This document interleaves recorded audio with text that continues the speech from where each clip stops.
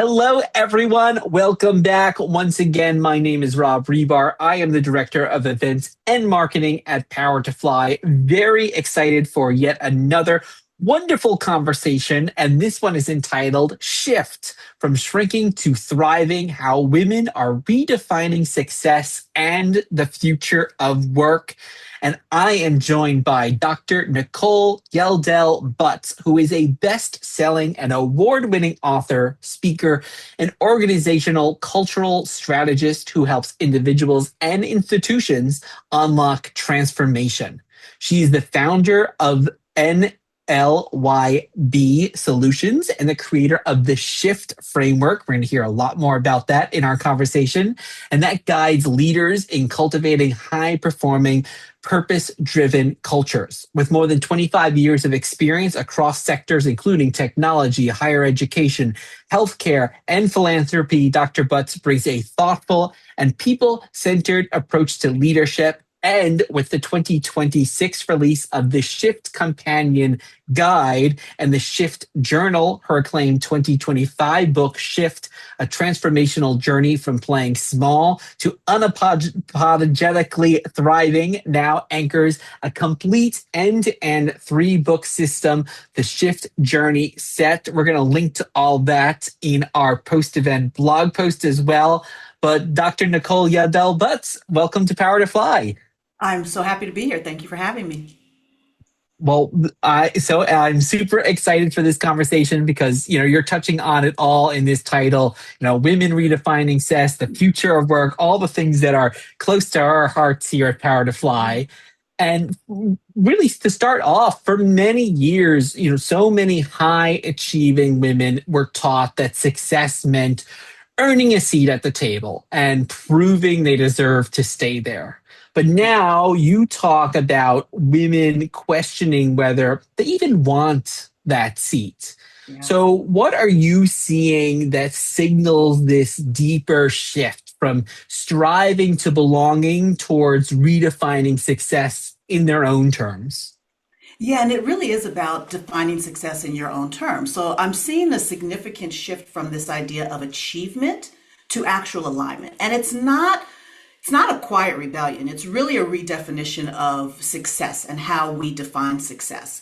For many years, we have, as women, have been taught or told, socialized as to what we're supposed to be doing, how we're supposed to be living our lives, and what success looks like. And for high achieving women in particular, that meant degrees, certifications, titles, influence, and to get the seat, right? Get the seat, perform in the seat, do well in the seat. And what many women have come to is that I don't even know that I want the seat, right? So it's become very disruptive. Whereas we used to ask, how do I get the seat? And how do I succeed in the seat? We've kind of changed that question to, do I even want this seat at this table and under these conditions? And those are really, they're very fundamentally different questions. So women who once chased really the next opportunity are now starting to interrogate that opportunity. And I'll tell you what it looks like, kind of what some of those signals are. You're seeing women opting out of traditional advancement paths. So they're beginning to turn down the promotions that they've really been seeking for a long time. Not because, or not from a lack of ambition, but because they're starting to understand the cost that the next level actually requires of them. They're no longer over-indexing visibility for actual validation of who they are. So they're less interested in being seen everywhere and saying yes to everything or performing for recognition, and more tuned into what feels meaningful, right? And what feels impactful. And as a result, they're becoming much more selective, not just about the roles that they choose, but about the environments they're choosing to do those roles in. So instead of asking kind of how do I get there, we're starting to ask, what does this require of me? Who do I have to be to succeed in that space, not just in the role, but in that environment? And am I really willing to pay that price, right? You see it with women leaving roles that they would have previously stayed in, not because the pressure is too much, but because they're no longer seeing the point of sustaining what feels like misalignment. And we're beginning to redefine ambition in real time. It's no longer about upward mobility, which is what we've been, again, socialized to focus in on, is upward mobility.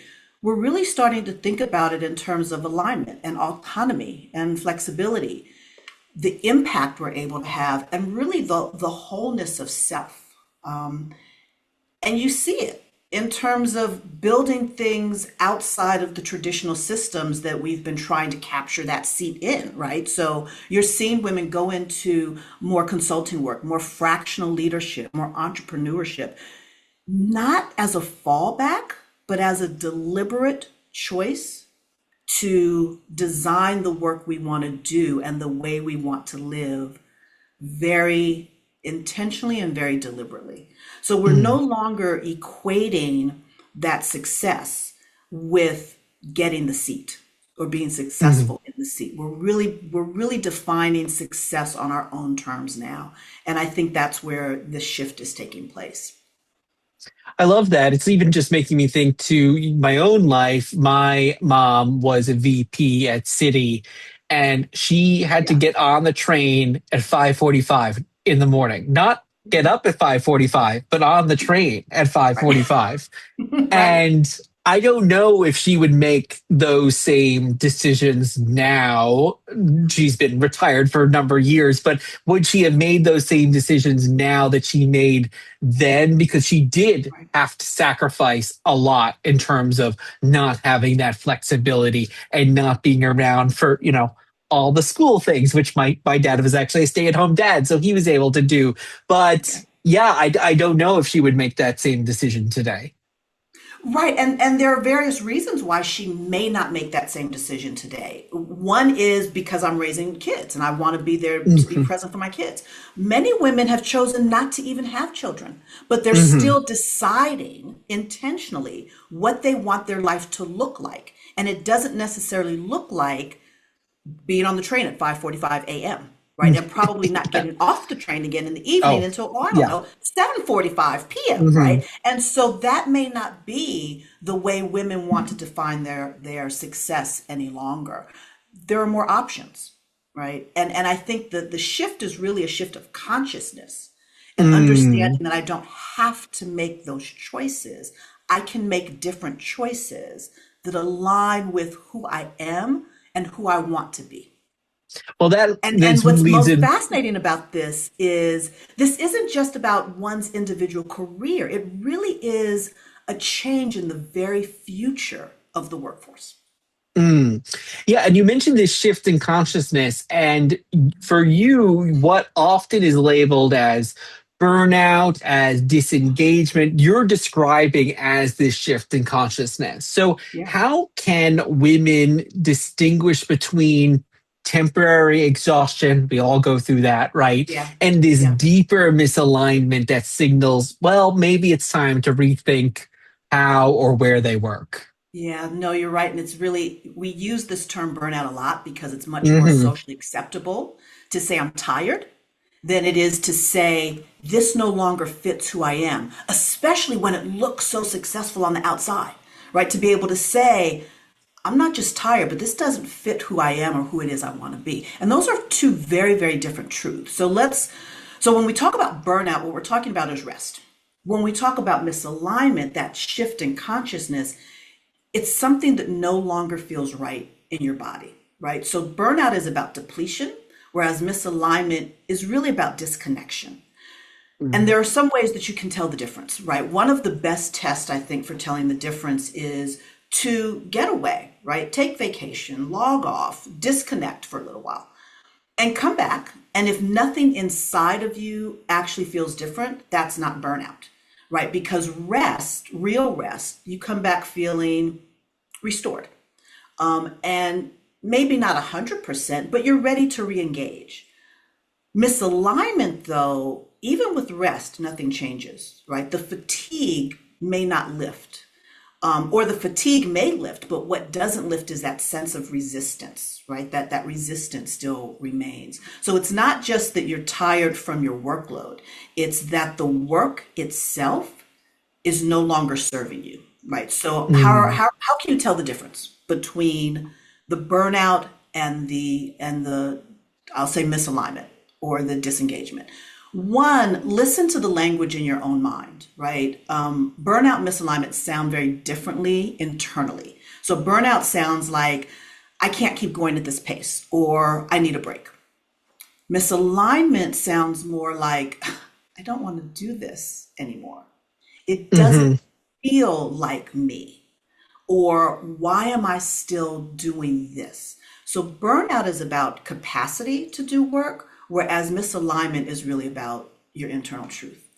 And so how can you notice it? Notice what drains you versus what disconnects you, right? Burnout is often more tied to volume and intensity, whereas misalignment is tied more to meaning and our own personal identity.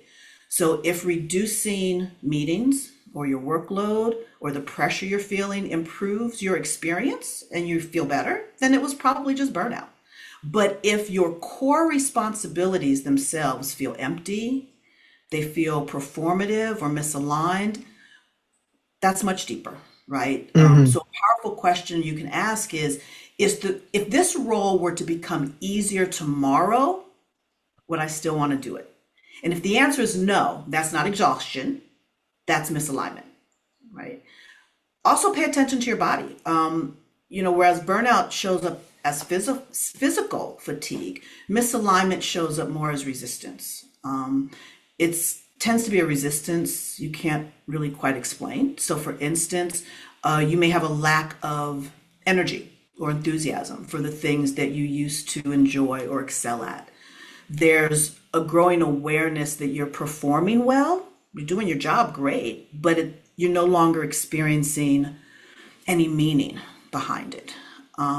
You procrastinate on things that you used to do very easily. There's a heaviness or a Mhm. tension when you're engaging with certain tasks or in certain environments, because sometimes it's about the place in which we're doing this work. And a real sense of relief when you don't have to engage anymore, right? Mhm. That's not just burnout. That's disengagement. That's misalignment. And so, what I encourage women to do if they're kind of feeling any of these things, again, if they're listening to the words they're using in their own brain or they're paying attention to the feeling in their body, we really have to ask the hard question. And we ask questions often about what's wrong with this situation, right? That's a very typical question. But I think a much better question is what is this situation revealing about me and what I want now? That's a different question because there could be lots of reasons why the situation isn't right.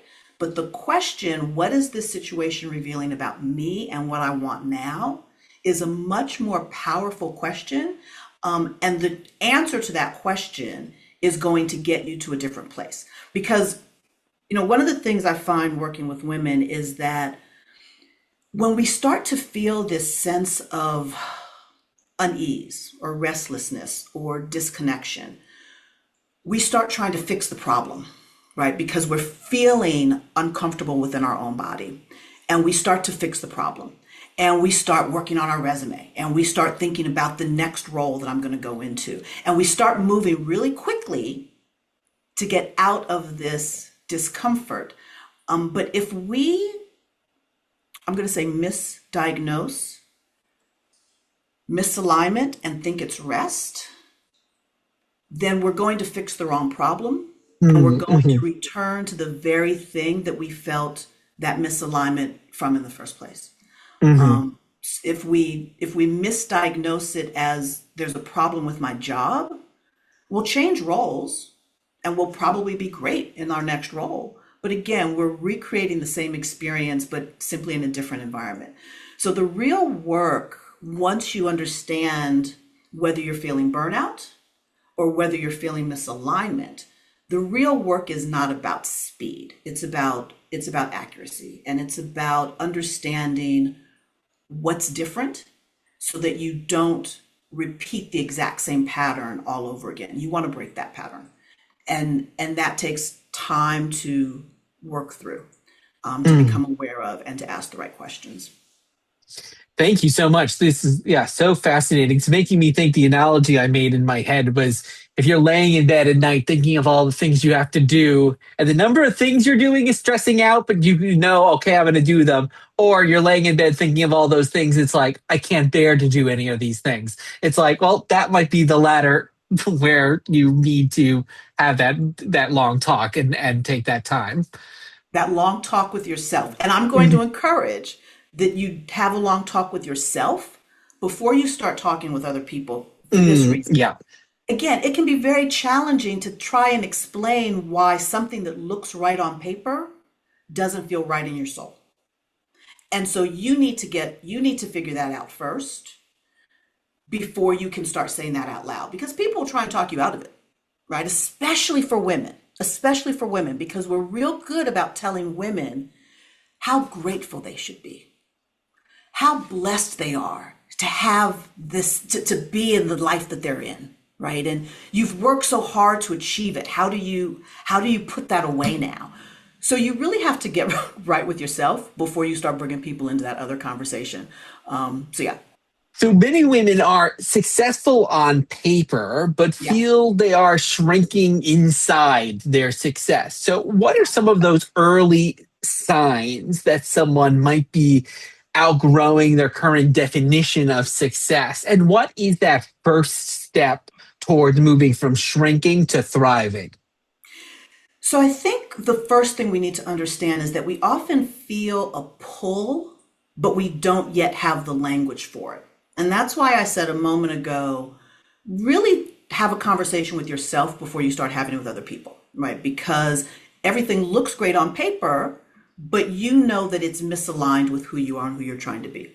So the earliest and most important signal is often that idea of I can't fully explain how I'm feeling. I just know I'm feeling it. I don't have a clear idea of what next is going to look like for myself, but you know that something is changing. And it shows up as restlessness. It shows up as curiosity for what else is out there. It shows up as a desire to do something more or something different. Not from a place of lack, really, but from a place of evolving. Another way that you know that it's happening is, again, what used to excite you no longer does. You feel like you're still performing, you feel like you're still delivering and you're still achieving, but the emotional connection that you felt to your work is not there. You're just checking off the boxes. And high achieving women are really good at checking off all the boxes we're told to check off. But when you feel that resistance, that's when you know that there's an issue.